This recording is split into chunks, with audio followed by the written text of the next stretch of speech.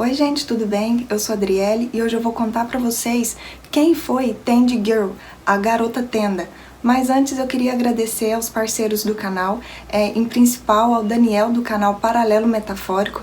Eu vou deixar aqui embaixo o link para vocês conhecerem os canais que são parceiros.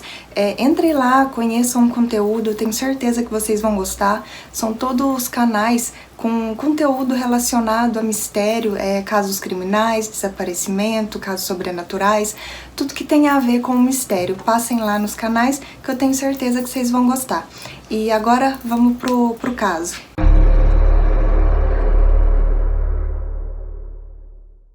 No dia 17 de maio de 1968, Wilbur Ridley descobriu um corpo nu em decomposição embrulhado numa pesada lona verde do lado da Autoestrada 25 dos Estados Unidos.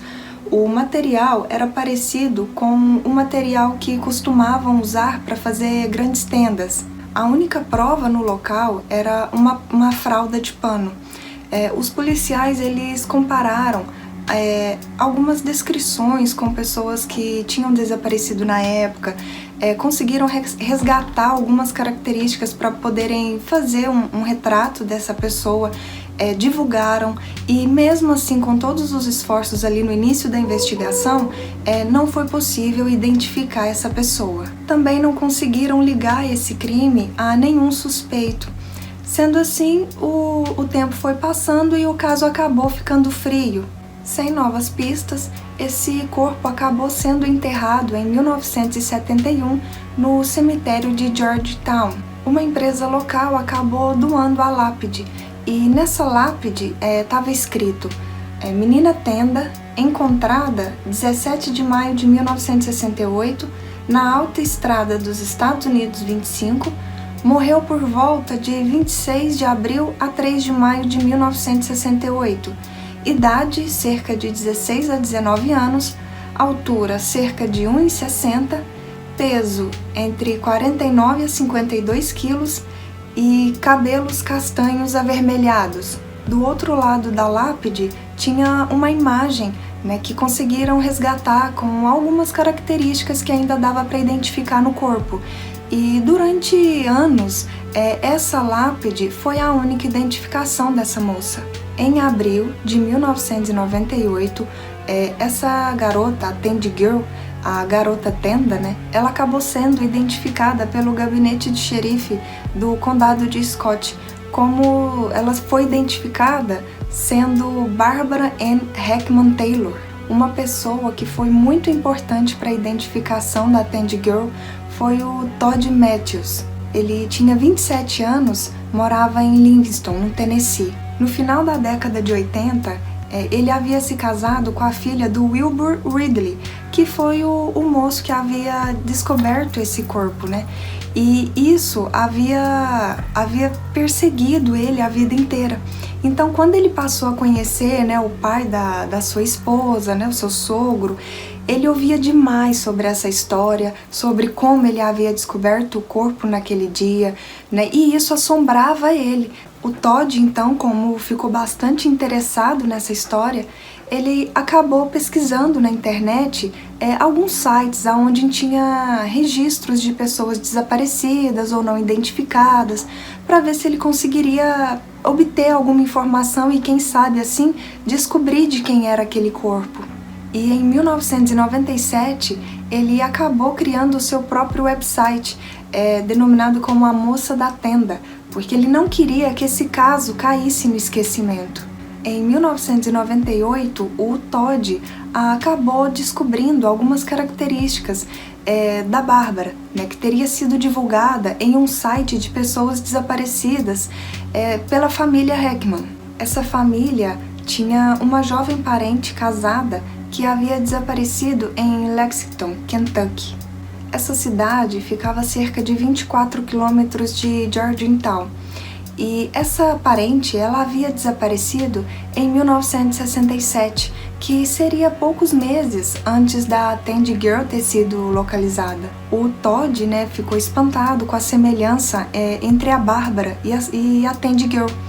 Então ele acabou mandando um e-mail para a pessoa que estava descrita lá no site como sendo contato da família, que seria a Rosemary Westbrook, de Arkansas. Ela era, inclusive, a irmã da Bárbara. A Rosemary, assim que ela recebeu o e-mail do Todd, ela olhou, analisou, viu que realmente haviam bastante coisas ali que batia entre a Tandy Girl e a sua irmã que havia desaparecido. Então ela quase que imediatamente entra em contato com o gabinete de xerife do condado de Scott para comunicar essas semelhanças. Durante a conversa da Rosemary com o xerife, ela acaba dando uma descrição que não havia sido divulgada. Ela acaba falando que a sua irmã, ela tinha uma abertura entre os dentes principais, uma abertura um pouco grande, não era algo muito comum.